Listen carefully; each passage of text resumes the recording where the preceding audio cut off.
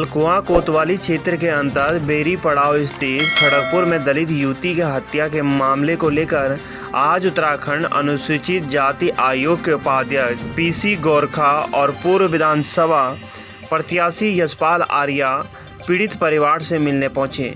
इस दौरान उनके साथ लाल कुआं कोतवाल डीआर वर्मा, नायब तहसीलदार राजीव वर्मा भी साथ थे। वहीं आयोग के उपाध्यक्ष पीसी गोरखा ने मृतक अंजलि के परिवार के सदस्यों से अलग अलग बात की और घटना के सभी साक्ष्यों पर चर्चा की। वहीं मृतक के परिजनों से मिलने के बाद आयोग के उपाध्यक्ष पीसी गोरखा ने लाल कुआं कोतवाली में पुलिसकर्मियों की समीक्षा बैठक ली। बताते चले कि विगत 22 अगस्त को खड़गपुर निवासी खीम राम की पुत्री अंजलि आर्या 18 वर्ष की किच्छा के समीप बरा के जंगल में हत्या के बाद शव फेंक दिया गया था। पुलिस ने मामले में 2 आरोपियों को गिरफ्तार किया गया था। इस मामले को लेकर क्षेत्र में पुलिस के प्रति भारी आक्रोश है। इधर आज खड़गपुर पहुंचे उत्तराखंड अनुसूचित जाति आयोग के उपाध्यक्ष पीसी गोरखा ने मृतक अंजलि के परिजनों से मुलाकात कर उन्हें सांत्वना दी। साथ ही समाज कल्याण की ओर से 8,25,000 रुपये की आर्थिक सहायता मृतक के परिजनों को देने की बात की। उन्होंने कहा कि और राशि परिवार के लिए बहुत कम है। उन्होंने कहा कि जल्द ही सरकार से मुआवजा के लिए बात करेंगे। उन्होंने कहा कि अगर जरूरत पड़े तो केस को लेकर फास्ट ट्रैक कोर्ट में जाएंगे। उन्होंने इस कांड में दोषियों को कड़ी से कड़ी सजा दिलाने का विश्वास दिलाया और पीड़ित परिवार के न्याय को लेकर साथ खड़े रहने का भरोसा दिलाया। उन्होंने कहा कि इस मामले की जांच लाल कुआं पुलिस से हटाकर बवाली पुलिस अधिकारी को उन्होंने दे दिए हैं।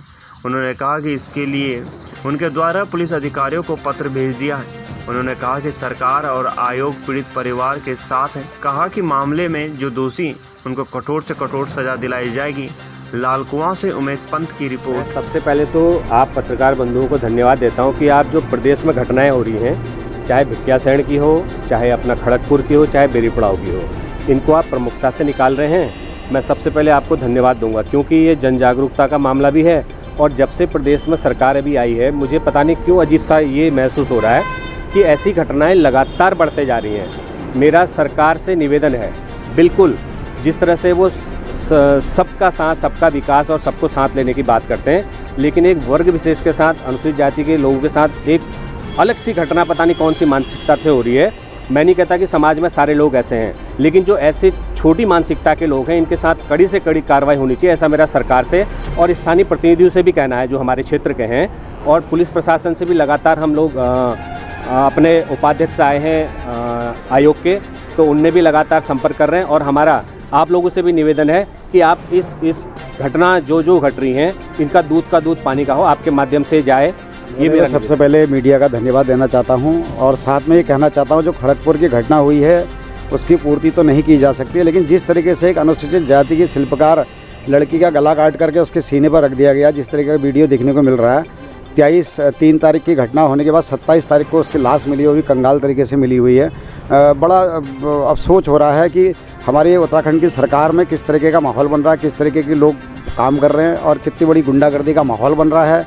इसको संभालने रोकने के लिए हम लोग मुख्यमंत्री जी से भी मांग कर रहे हैं और साथ में हमने आयोग से भी कहा था, तो आयोग भी आज उस क्षेत्र पर आया। उससे पूर्व रेखा आर्या जी और समीर आर्या जी भी उस स्थान पर आए जिन्होंने पूर्ण आश्वासन दिया था। आज आयोग आकर के आयोग ने बहुत अच्छा काम दिखाया। उन्होंने कहा कि मुख्यमंत्री जी से भी राहत कोष से भी पैसा दिलाएंगे और जो समाज कल्याण से जो निधि होती है उसको भी दिलाया जाएगा और उनको न्याय दिलाया जाएगा। और साथ साथ में सीओ स्तर की स्पेशल एक जांच भी बैठा दी गई है। आज फास्ट कोर्ट के लिए तो अब सारा उत्तराखंड आज आवाज़ उठा रहा है, और चाहे जगदीश का मामला हो अल्मोड़े वाले का, चाहे इनका हो। और उसके साथ साथ ही एक ताज़ा घटना, अभी एक युवा जो पुलिस की तैयारी में जुटे हुए थे बेरी पड़ाव के अंदर, ललित आर्या, उनके ऊपर भी कुछ दबंगों ने उनके घर पर आकर के बहुत बड़ा हमला कर दिया है और जाति शब्दों का प्रयोग किया है। उसके लिए भी आयोग को आज पत्र दिया गया है और आयोग के जो उपाध्यक्ष थे आज उनके हालचाल जानने उनके घर पर भी पहुंचे, जिसमें सारे गांव का आक्रोश उनको झेलना भी पड़ा और उन्होंने आश्वासन दिया है कि इस पर भी उचित घटना हुई है, बहुत दुखद हुई है। मुझे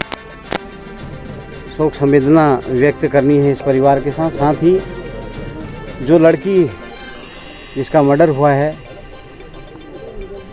उसके लिए जो जांच कमेटी गठित की गई थी, उसमें हमने एक नई चीज़ आज जोड़ने का प्रयास किया है।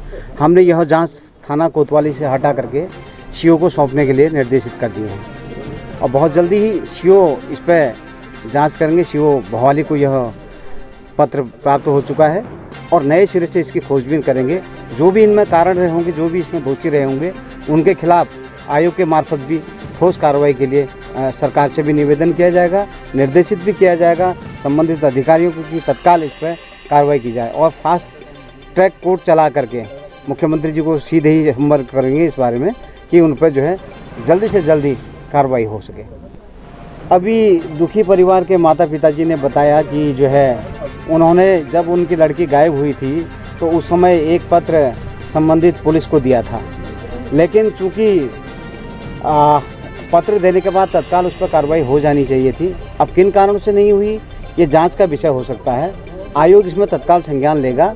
चूँकि कोई भी घटना को अगर पुलिस रोक सकती है तो उसमें प्रथम दृष्टया काम करना चाहिए। इसके लिए एसएसपी से रिपोर्ट मांगी जा रही है। जो हमारा SC एक्ट है उसके अंतर्गत जो है इस परिवार को जो कानूनन राइट्स हैं कि अगर किसी भी व्यक्ति के साथ घटनाएं होती हैं, दुर्घटनाएं होती हैं या इस तरह की घटनाएं सामने आती हैं तो उसमें 8,25,000 की सहायता सरकार की ओर से दी जाती है। लेकिन इसके अतिरिक्त भी यह धनराशि बहुत मामूली है इस परिवार के लिए। इसके लिए मैं सरकार से भी माननीय मुख्यमंत्री जी से बात करूंगा कि इस परिवार को कोई ऐसी धनराशि दी जाए ताकि इनका कम से कम उस गम से ये उबर सकें और अपना परिवार का भरण पोषण ठीक से कर सकें।